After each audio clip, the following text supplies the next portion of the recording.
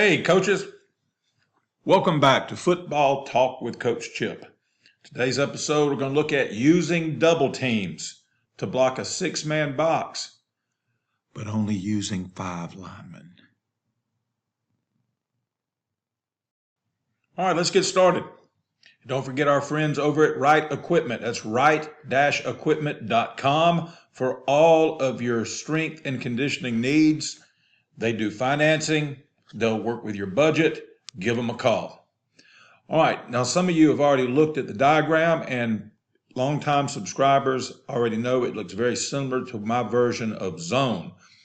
And also, when I did the zone for you, and I'm going to tag it below, link it up below in the comments, when I did the zone, we did talk about the ability to have 2 double teams. I told you about the old dude that taught me what he called the doo-doo concept, double team. And Wes Elrod, a Tennessee coaching legend, an old wing T coaching legend. He was a student of Herschel Moore. Okay, some of y'all recognize that name if you follow Roger Holmes. Roger Holmes' version of the wing T came from Herschel Moore. But also it just shows you football is a circle. It just continues to go round and round. And here we are looking at a spread. This could be 2x2, 3x1. I'm just showing you the box. And use, to me, coaches that say, oh, that stuff will never work, and I clean that up. Instead of studying other forms of football, other versions of offense, other versions of defense, and seeing what they can get from it, seeing what they can draw from it, they just write stuff off. And I know what I'm talking about because I was one of those guys. I still remember, back in the 90s saying, about stuff. And it was long about the turn of the century, which sounds crazy to say. About 21 years ago, something clicked. I'd been coaching at that time 15 years, so I was 36, 37 years old. So it was 20 plus years ago when I realized you can get things from other stuff. Like, a lot of guys in the gun are using old veer concepts, triple option concepts, a lot of RPO guys. But instead of the pitch, they're using the overhand pass, a throw when they're using it. A lot of people using the blocking schemes, the zone scheme and running the zone read and things like this. You can draw from this. So here's me getting something we can use and something I've done as a call, but just recently talking to another coach. I was talking to a young offensive coordinator, brilliant young mind, 28 years old. He's rooted in the Mummy system. And I was showing him this, and he said, I can do that. And I said, absolutely. He's got a quarterback that's a real athlete, and this is perfect for that because it's a read. Okay, it's a zone read. I will not use that other word, that other term, because I think it's a dumb term. It's a zone read, or it's an option using zone blocking, but I will not use that term by putting those 2 words together because it's dumb. It's like saying red, or dark red crimson, or cardinal crimson. It doesn't make any sense. It's the same cockeyed thing. Anyway, enough of that rant and pet peeve. Here's what we got. All right, I'm calling this double team read right, just for a generic term. You call it what you want to. Against an even front, you're going to double to 3 with the right tackle and the right guard. They're combo double teaming. These 2 here have got these 2 here. If Mike fits up here, the guard gets him. If Mike fits up over the top, the tackle will get him. Okay, basic zone. And I'm also going to link up in the notes below my video on the hip-to-hip drill. This is perfect. The hip-to-hip drill is perfect for this particular scheme. And it's something you can do in the off season. You don't need pads to do it. You're just teaching the kids how to get hip-to-hip and when to come off the double team, if at all. Okay, now over here on the A-gap defender, you got the same thing. You get hip to hip, you're getting a double team, you're staying with it. You got all of them on all of him and their eyes on the wheel. These 2, the center and the left guard, have got the wheel. Okay, wheel fits up here, guard comes off, wheel fits up over the top of the double team, the center will come off. And then locked over here on this side, you're locked on the DN. He goes inside, you got him. He goes outside, you got him. He comes straight ahead, you got him. You're driving him right here. The quarterback, and I like it out of pistol because then the defense, they have to make a decision, and it can give you other options as well. You can go 2 by 2. Now, here's what I recommend. I recommend just calling whatever you're going to call double team. And if you're against an even front, you need to read the 3 technique side DN. Okay? You need to read the 3. That way you're getting a block on the 1 or the 2-eye defensive end. Okay? So what you do is you call the play, and we did this. I had a quarterback a few years ago, and we would just call the play. We had a signal for it on the sideline, and then he would look at the defense and call it. And all you got to do is, when you're doing your inside run, is just call it, and then have your whoever's running your scout defense on inside run, just tell them to line up wherever he wants them to line up, or you can script it, and then let the quarterback call it and let him communicate with the O-line and the running back.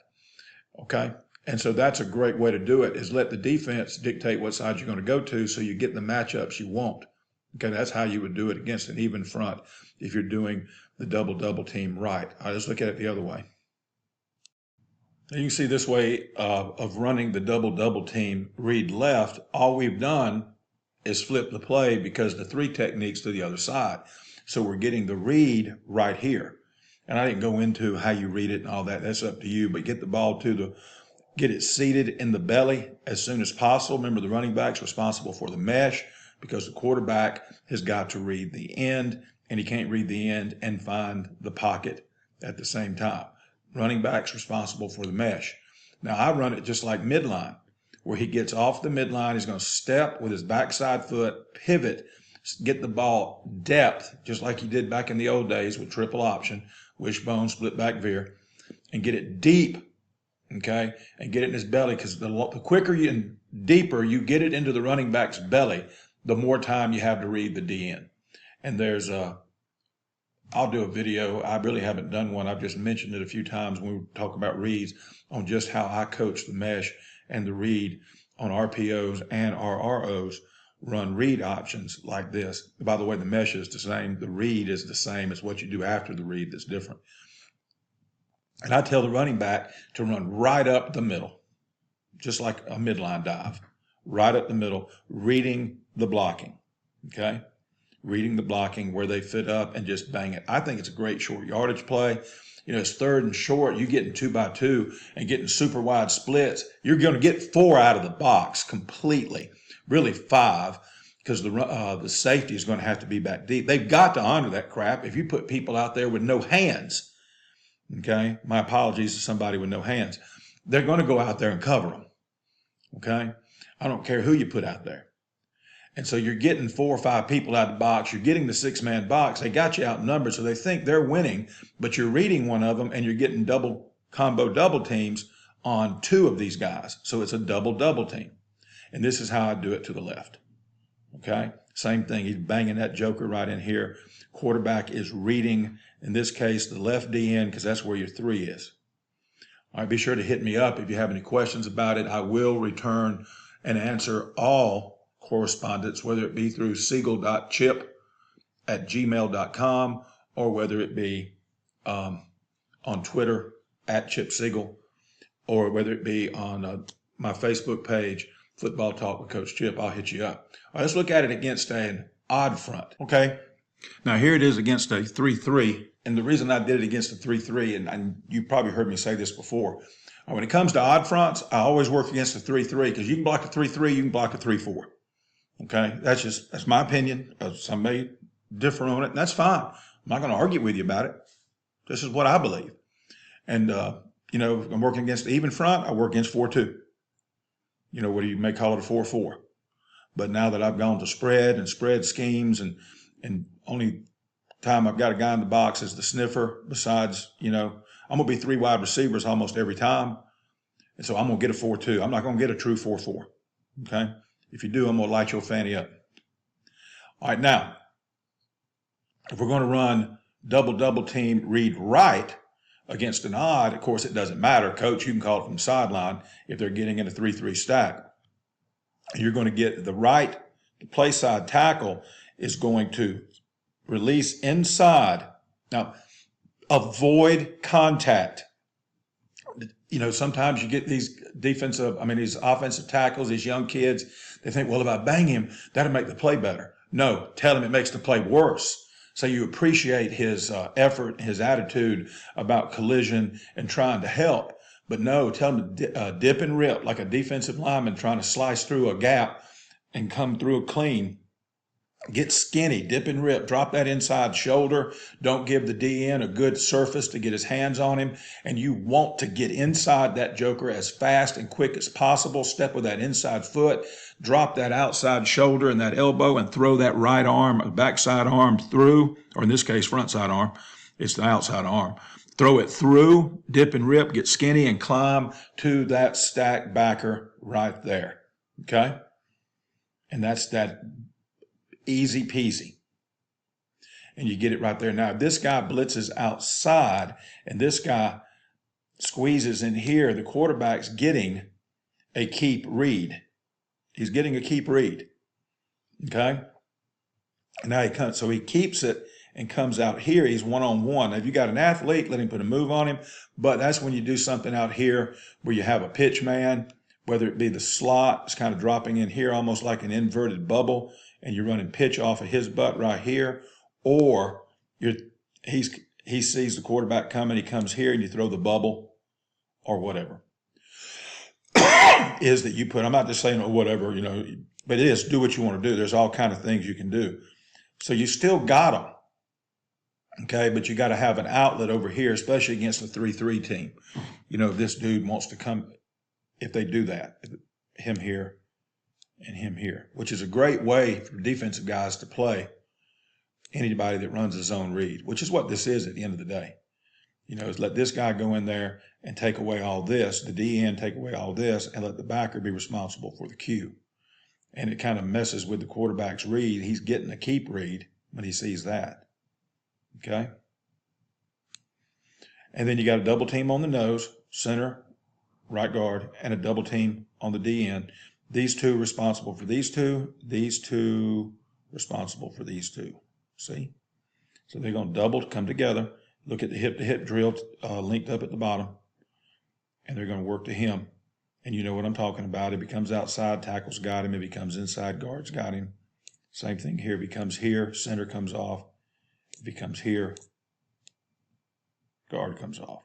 That's why I got those little dotted red lines. Okay? All right, hit me up if you have any questions at siegel.chip@gmail.com. Okay, I'm going to close out the video showing you the double team read left versus an odd front. And you can just look at it and see it's the same play I just showed you. And just tell you if you have any questions, remember to hit me up at siegel.chip@gmail.com or go to Facebook, Football Talk with Coach Chip. It's the same name as the channel. Also, don't forget our friends at right-equipment.com. They are not sponsors. I asked one of their sales reps if I could mention them in my YouTubes just to give them some pub. And this thing's listened to all over the United States and even in Europe. There's some coaches in Germany and coaches in England that listen and are subscribing to the channel. And I appreciate you guys more than you can tell, more than I can tell you. And so I'm just getting it out there. And they said, sure, Coach, go ahead. We bought a bunch of equipment from them over the years at different stops in my career over the last 37 years. They've always been good to us. They finance. Financing is available. And of course, they'll work with your budget. And they're not sponsors, but they're good people. So I'm just trying to do right by good people. You know what they say? You do right and right will come to you. And if you do right-equipment.com, right-equipment.com, you'll see results on the field by what they help you do in the weight room. I remember siegel.chip@gmail.com, Football Talk with Coach Chip, at Chip Siegel on Twitter. Okay? Subscribe, like it, share it. Most importantly right now, subscribe, and share. Tell your friends about it. Don't just, oh, this is great stuff. Tell people about it. I was talking to a coach the other day. He's telling a bunch of people about it. And I can tell subscriptions had a little bit of a bump. And remember, guys, I'm an old man. This is my retirement plan. All right. Until next time, be elite.